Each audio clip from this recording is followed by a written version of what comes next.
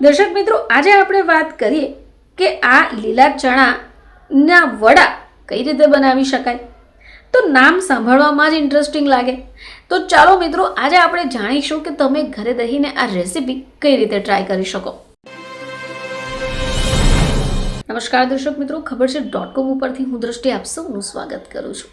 દર્શક મિત્રો, શિયાળાની આ ઋતુમાં આપણે સમયસર જમીએ તો છે, પરંતુ જેવો સમય થાય એટલે આપણને થોડી ઘણી ભૂખ લાગવાનું શરૂ થઈ જાય છે. ખાસ કરીને સાંજનો જે સમય છે એમાં ગરમા ગરમ મસાલાવાળી ચાની સાથે જો ક્રિસ્પી નાસ્તો મળી જાય તો પૂછવાનું જ શું.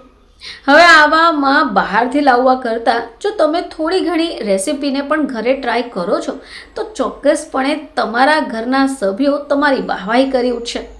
હવે પ્રશ્ન એ પણ છે કે દરરોજ શું બનાવવું જોઈએ, પરંતુ જો તમે પણ કંઈક નવું ખાવા ઈચ્છી રહ્યા છો, કંઈ નવી રેસીપી ટ્રાય કરવા ઈચ્છી રહ્યા છો તો આ વિડીયો તમારા માટે છે. દર્શક મિત્રો, આજે આપણે વાત કરીએ કે આ લીલા ચણાના વડા કઈ રીતે બનાવી શકાય. તો નામ સાંભળવામાં જ ઇન્ટરેસ્ટિંગ લાગે. તો ચાલો મિત્રો, આજે આપણે જાણીશું કે તમે ઘરે રહીને આ રેસીપી કઈ રીતે ટ્રાય કરી શકો.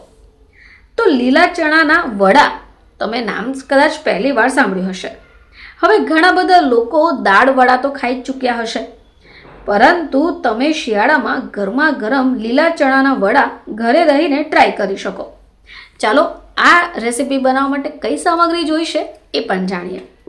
મિત્રો, આના માટે તમને જોઈશે લીલા ચણા, ચોખાનો લોટ, જુવારનો લોટ, ઘઉંનો લોટ, મીઠું, કોથમીર, લીલું લસણ, આદુ મરચાંની પેસ્ટ, ગોળ, તલ, હિંગ, હળદર, લીંબુ અને તેલ. તો હાલમાં જો શિયાળો શરૂ થઈ ગયો છે એટલે આ લીલા ચણા તમને સરળતાથી મળી જશે.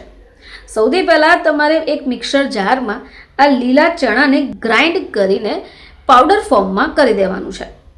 હવે એક પેન લઈ લો, 2 કપ પાણીને ગરમ કરવા મૂકી દો.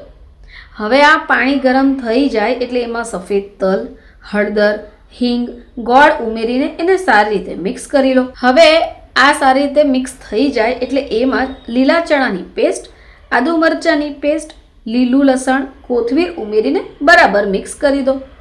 હવે આ જ મિશ્રણની અંદર તમારે ચોખાનો લોટ, જુવારનો લોટ, ઘઉંનો લોટ ઉમેરીને વેલણની મદદથી બરાબર હલાવીને મિક્સ કરી દેવાનું છે.